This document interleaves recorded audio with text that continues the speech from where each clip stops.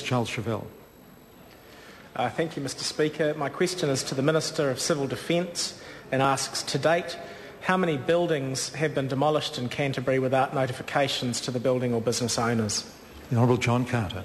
Speaker, since the state of national emergency was declared on the 23rd of February, I'm advised by the National Controller that he has authorised 139 buildings in Christchurch for deconstruction or demolition to ensure immediate safety.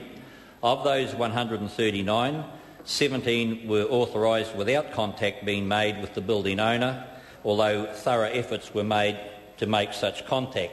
Of the 17, it is worthwhile noting that 12 of them were authorised before the 8th of March, when the search for survivors and body recovery was the primary focus. It is important to note that building owners only are notified of pending demolitions because the information the National Controller has from the City Council comes off ratepayer data. Charles Chauvel. Thank you, Mr Speaker. What steps, if any, were taken to ensure that building or business owners were able to retrieve valuables, personal effects, records or other items before the buildings were demolished? The Honourable John Carter. Mr Speaker, we on this side are mindful of people's safety. Indeed, in the initial instance, our focus was on rescue and then, of course, on recovery. And at that stage, those were our primary objectives, and goods, etc., were not in consideration at that time. Now we are conscious of the fact that where possible, where business owners can retrieve their goods, we are ensuring that that can happen as speedily as possible, without any risk to anybody. Charles Chauvel. Thank you, Mr Speaker. To the Minister, what legislative authority has been relied upon for the undertaking of the demolitions referred to in the primary question?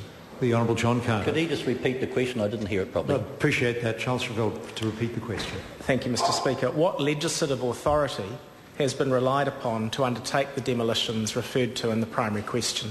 The Honourable John Carter. The Civil Defence Act, Mr Speaker. John Hayes.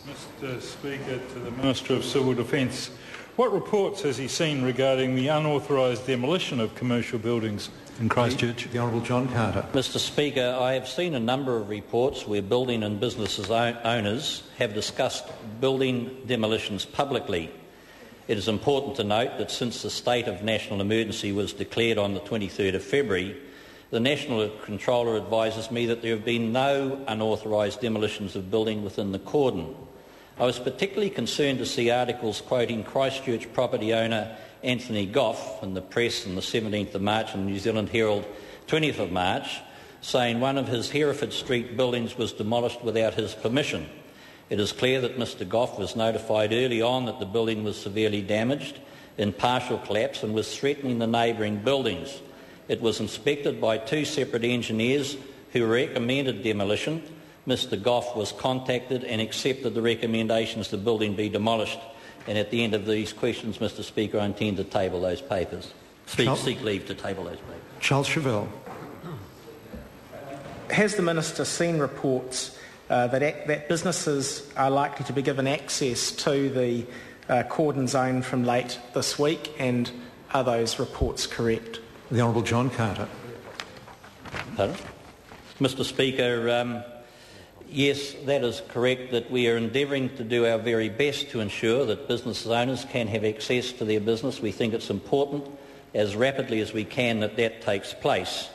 And I should just say to the House, Mr Speaker, that the 22nd of February is hopefully a once-in-a-lifetime event, and that it is true that we need to ensure that we have a systematic and safe system for the people to retrieve their goods.